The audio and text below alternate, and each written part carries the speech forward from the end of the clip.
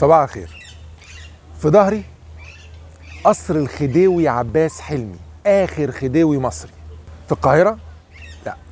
في مصر؟ لا. في اسطنبول، في قلب تركيا.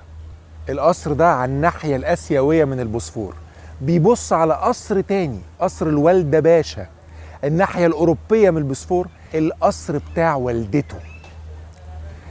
ليه عباس حلمي مسكنش مع والدته؟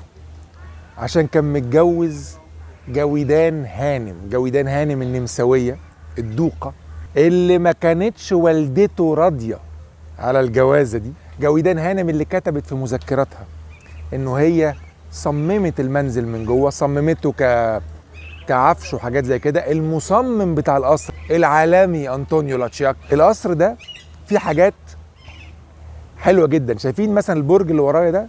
اهو البرج ده مش موجود في ولا قصر من القصور. يقال انه الخديوي عباس حلمي كان بيطلع فوق ويبص منه على قصر امه.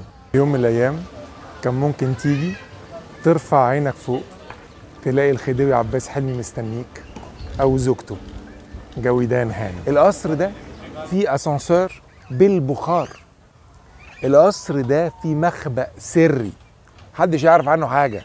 للأسف القصر مقفول. أنا كنت عايز أفرجكم بس هما بيرمموه من جوه.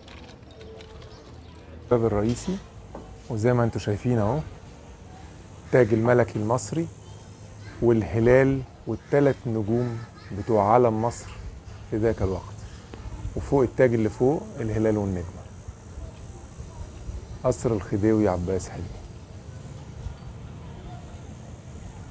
حتى الباب ده مقفول. مش هعرف يعني، مش عارف اصور لكم حاجة. حاول كده ندخل ده. ها، اوعى تقع، مش هعرف اجيبك. اعذروني بقى لو الصورة معوجة شوية. جبنا حاجة على الأقل.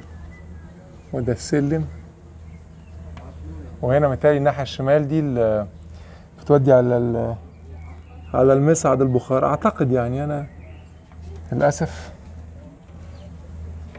بحاول على قد ما اقدر والله. ايه ده؟ انا متخيل الناس اللي واقفه ورايا عماله تضحك عليا. شايفين الزخارف الخشبيه دي؟ الاوضه بتاعت الخديوي عباس حلمي فوق، السقف بتاعها كله خشب عاشق ومعشوق. يعني اللي انا قادر اعمله ان انا احط الموبايل كده على الازاز واحاول اصور لكم الفخامه اللي جوه. طبعا في ريفلكشن وفي للاسف يعني مش عارف بس يعني باين شويه. يعني هنا كده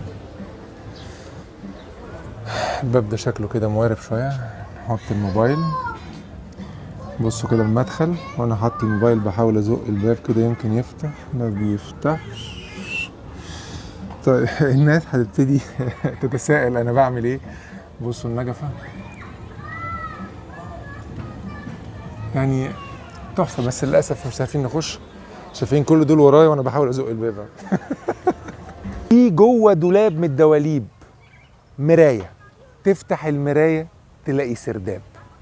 انا كنت عايز اخش جوه السرداب ده وتخشوا معايا. هحاول لو عرفت الاقي حد يدخلني. 24 عمود رخام شايلين البلكونه دي وداير ما يدور القصر.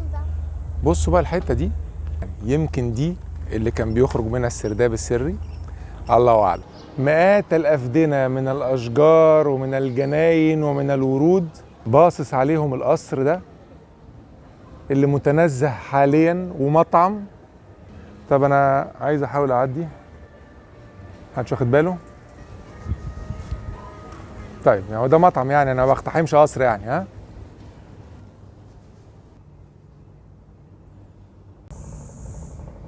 شايفين الفسقية اللي جوه اللي في المدخل دي؟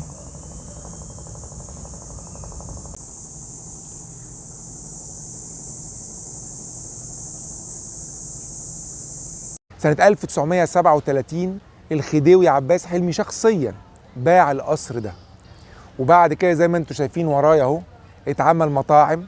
في كذا مطعم جوه القصر، والبارك بتاعه كذا 100 فدان ورد هنتفرج عليهم برضو.